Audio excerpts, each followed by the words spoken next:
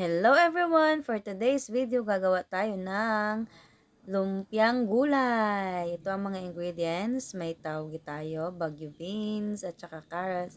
Tsaka syempre, hindi mawala yung spring roll wrapper. Yan. At tayo na at prepare na natin ang ating mga sangkap. Ito po ang una is, yan natin yung bagyo beans. Ganyan lang po siya kaliit, guys. Medyo ano talaga siya sa pagcha-chop kasi marami tapos kailangan maliliit. Ito naman carrots. Yan. Yung carrots naman is medyo ano siya kasi madali lang siyang anuhin kapag alam mo kung paano yung technique niya. Ganyan po ako naghihiwa ng carrots. Mas ano ko siya, guys, kapag ganito kasi medyo mas ano siyang mahaba. Yan. Continue lang tayo sa paghiwa, guys.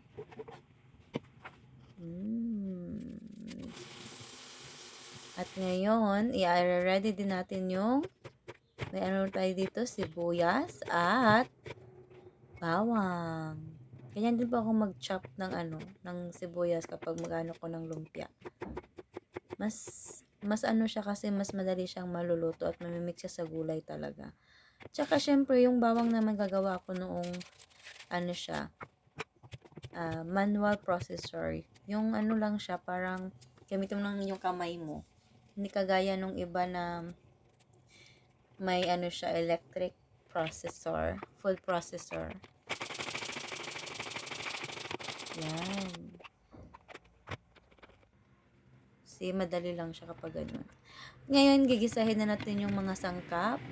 Yung pang ano natin, na irarap natin. Una dyan, mag-ano tayo ng mantika. Binawasan ko pala yung mantika una kasi ang dami. Kasi may ano tayo dyan minced pork. So, medyo maano siya kung dadamihan ko pa siya ng mantika. Hintayin ko muna siya nagisahin. Tinansya ko muna, guys, kung sobra ba yung minced pork na binili ko. Pero parang kulang yun sa gulay. So, hinubos ko na lahat yung binili ko. Bali, ano po siya, 30 HKD po yung pork na yan, minced pork. Yan, igisa ko lang siya hanggang medyo mawala na yung pula-pula. Tapos, saka ko naman idagdag gisahin yung sibuyas. Hindi ko alam kung lahat tayo is ganyan magisa. Pero para sa akin, ganyan po ako magisa. Dinagdagan ko ng kaunting sibuyas. Ay, sibuyas. Dinagdagan ko ng kaunting oil pala. Para naman mapagisa ko yung sibuyas maigi. Yan. Tapos, idadagdag ko na yung minced garlic. Yan. Ganun na siya kadali, guys, sa sa paggawa ng ng fillings para sa sa lumpia. Mas bet ko din yung mas maraming gulay. Kaya yan, ko talaga siya ng gulay. Buti lang dito sa Hong Kong, may makikita kang tauge o yung bean sprout. Yan. At saka, guys, naano pala ako yan. Sa maling akala talaga maraming nagkakamali. Yan, akala ko kasi okay lang yung maliit na kawali. Pero hindi talaga. Sa minced pork pa lang, parang kulang na siya. So, ayan, nilipat ko sa kabilang sa ibang mas malaking kawali. Lagyan ko na po pala siya ng black pepper. At ngayon naman, lagyan ko siya ng kaunting asin. Para lang medyo yung karne is may lasa na siya. Magic seasoning, liquid seasoning, oyster sauce. Yung ano ko dyan, guys, is tansya-tansya lang. Hindi ko na siya inano ng mixture kasi naman mamaya titikman ko naman siya. Yan, dinagdag ko na yung gulay. Carrots ang una kasi medyo matagal siyang lumambot. Kaya yan muna ang inano ko, nilagay. Pero ayaw ko rin ng masyadong overcook na vegetable. Kasi piprituhin ko siya. Pero ilagay ko muna siya sa freezer. Yan, nilagay ko na rin yung Baguio beans. Yung Baguio beans ay green green beans, at saka yung bean sprout o tauge sa Tagalog. Yan. Yan mo nga guys, kahit nag-change na ako ng kawali, medyo marami pa talaga siya. Yan, lang, mix ng mix. Nilagyan ko rin siya ng kaunting tubig guys, kasi medyo dry siya. Yan. Paano lang na maluto yung vegetable. Kaya ko siya nalagyan ng tubig. Tapos lagyan ko siya ng ng magic sarap. Sana all magic sarap. Yan. Mix ng mix lang hanggang maluto yung mga gulay niya. Para naman pag is balance yung pagkaluto. Yung titikman ko muna siya. Tama na yung timpla. Pero parang kailangan ko pa siyang dagdagan ng magic sarap. At saka konting asin. Ano lang yan siya guys, tansya-tansya. At saka huwag kalimutang i-check yung mga vegetable kung okay na siya, luto na siya. At saka nalagyan ko siya ng liquid seasoning ulit kasi pagtikim ko sa pangalawang pagkakataon is medyo kulang pa siya ng ng timpla. So, ayan. Tapos na siya. Nilipat ko lang siya sa strainer para naman maano yung tubig. Kasi kapag may tubig pa siya, pag balot mo, mababasa yung wrapper, ang bilis talagang mapunit. Masisira yung wrapper.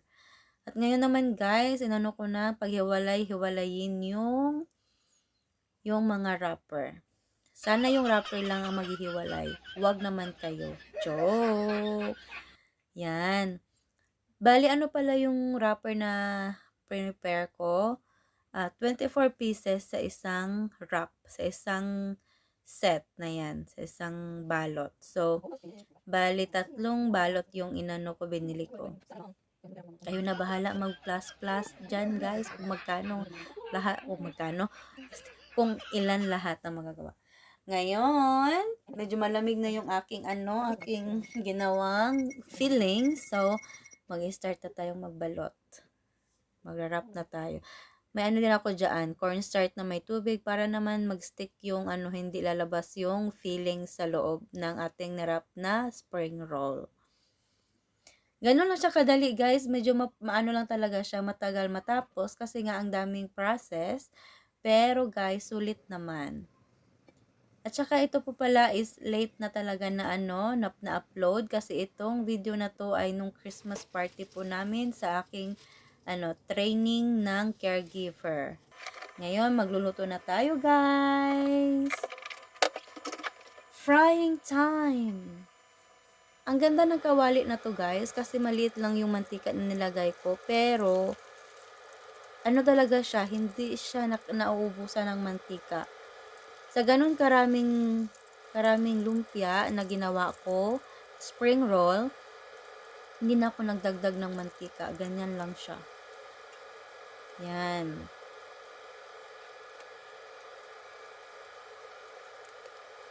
At sa totoo lang guys, nang nagluluto ako niyan, talagang natatakam na ako kasi ang tagal ko lang hindi nakakain ng ng lumpiang gulay, ang kung tawagin. Tapos ko talaga siya, nag-pledge talaga ako niyan para sa aming Christmas party.